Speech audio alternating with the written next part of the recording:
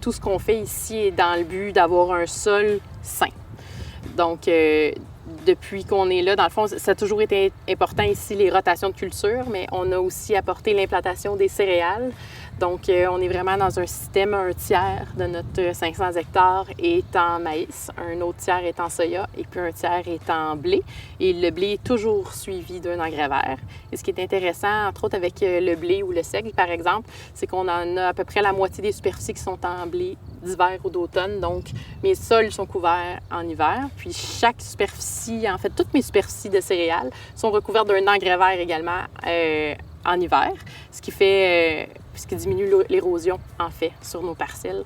Donc, c'est vraiment super pour garder les nutriments dans le sol puis éviter la pollution des cours d'eau. Et également, on a à peu près 10 km de brise-vent. So in terms of some of the biggest changes that have happened in farming, probably the biggest change that's happened in my lifetime is the switch to no-till farming or direct seeding. So in the late 90s, my dad was one of the first people to implement that as a seeding technology, and that's really changed the way that we farm. So essentially in the spring, we direct seed our crops and we avoid disking and cultivation. And so by doing that, we conserve moisture, we leave the soil intact, we build up organic matter, and actually a byproduct of doing that is that our soils are actually net sinks of carbon. To start with, a long time ago, we used to plow. Then after we went to chiseling, but now we don't work the soil at all in the fall time. When you don't work the soil, for one thing, you lose less carbon, and your structure of the soil is better. So it's the best thing possible for the land. Not working it for the structure. The structure, say, is very good. We've probably been working on sustainability longer than the term's been around because we're in an area that's a mixed farm area with some marginal land. So we've had to adapt to it, but we also value some of that marginal land because we have a cow-calf operation with about 400 animals presently on the farm here. Since about 1990, I personally have planted about 5,000 trees in the area just to maintain the appearance of the area. It's great for wildlife. We farm in a soil or a region of Canada here that is inherently low organic matter in the soil. So we switched, as we could afford to minimum tillage.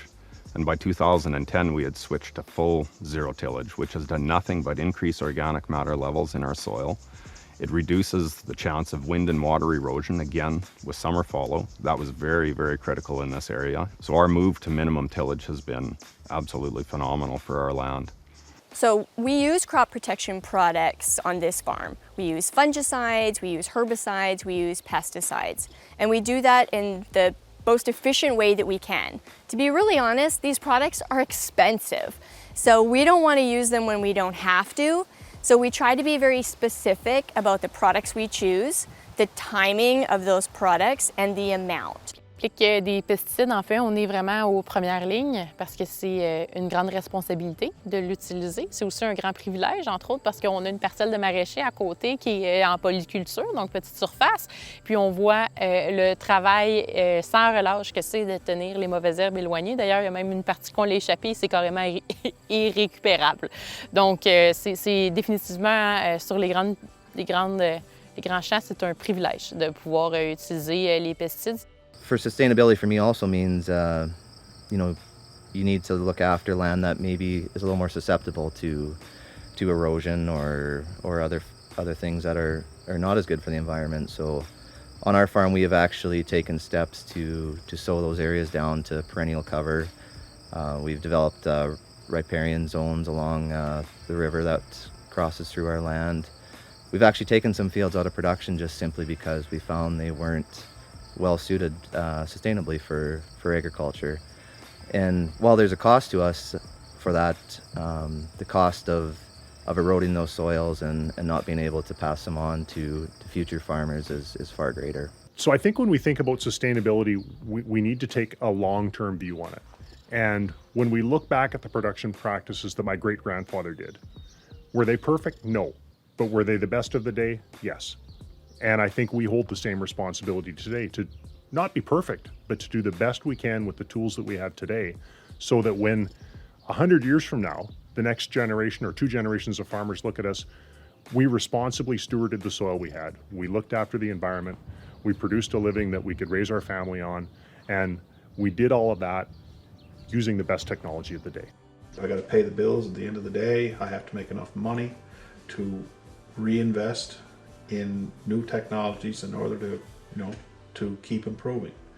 Agronomically, sustainability means managing the land properly so that it's healthy for the crops to grow in.